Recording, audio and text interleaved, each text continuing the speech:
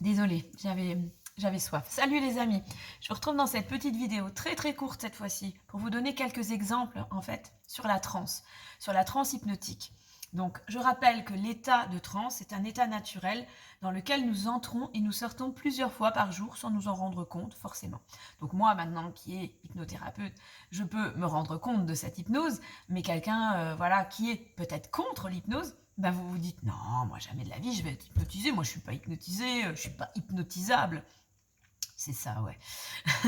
Alors, par exemple, quand vous regardez un film bouleversant, eh ben oui, vous êtes pris par l'histoire. Vous arrive de ressentir des fortes émotions. La compassion, la tristesse, vous pleurez même des fois devant un film. Ça vous émeut. Vous sentez de la colère. Oh, il va mourir celui-là, il m'énerve. De la peur, un film qui fait peur. Ou de l'amour. Oh là là, qu'est-ce qu'il est beau celui-là. Ou de la... Ou elle est belle. Voilà, c'est chouette. Les personnages, ça vous touche. Les animaux que vous voyez, les paysages. Et pourtant, c'est quoi un film? Une série de lumières qui se reflètent sur un écran. Qu'est-ce qui provoque ce truc si puissant en fait? Avant le film, tu es conscient de ce qui se passe dans la pièce. Tu es sur ton canapé, tu es dans ton fauteuil, tu allumes la télé, tu éteins la lumière, tu allumes une bougie, tu bois un verre d'eau. Tu entends parler ton conjoint, ton fils, ton chat. Tu vois les gens bouger. Et pendant l'histoire, à un moment donné, ça va pas durer peut-être 1h30 du film, mais il y a un moment où tu es complètement captivé. Et là, plus rien n'existe autour. Tu es pris dans l'histoire, tu vis en fait l'aventure. Là, c'est ce moment-là. L'extérieur s'estompe, tu fais l'expérience d'un état hypnotique, tout simplement. Tu plonges à l'intérieur de toi et tu deviens, dans ton imagination, une partie du film. Voilà, c'est ça l'hypnose. Quand tu lis un bon livre, c'est exactement pareil.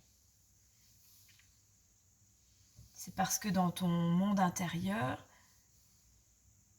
ce que tu lis, ça a été interprété et traduit, en fait, comme une expérience réelle pour toi. Et pourtant, un livre, c'est quoi un livre? C'est juste de l'encre sur du papier. Comment tu peux être touché par de l'encre sur du papier? Comment tu peux ressentir une émotion? Comment tu peux pleurer devant un livre? Comment tu peux paniquer devant un livre? Eh bien, c'est pareil. C'est de l'hypnose. C'est une transe. Et le troisième point, la conduite en voiture. Un trajet que tu connais bien. Vers ton domicile ou vers ton lieu de travail. Et là, tu vas te mettre en pilote automatique. L'esprit, il va vagabonder, en fait. Et ton subconscient prend le relais, prend le contrôle. Il va prendre en charge la conduite pour toi. Ça, c'est vraiment l'expérience la plus flippante, en fait. Parce que tu arrives des fois, quelque part, sans te rappeler des 10 dernières minutes. Et 10 minutes, c'est énorme. C'est énorme. Mais pourtant, tu es arrivé au bon endroit. Tu t'es arrêté au feu rouge. Tu as respecté le code de la route. Mais tu te souviens plus. Si vraiment tu cherches, tu vas t'en souvenir, tu vas avoir quelques bribes. Mais tu étais vraiment en pilote automatique, quoi. Et bien ça aussi. Voilà, c'est l'hypnose de la route. Il s'agit d'une forme d'état hypnotique. Voilà. Tu vois, t'en as déjà fait l'expérience. Comme quoi, c'est pas si dangereux l'hypnose. Je te fais des gros bisous.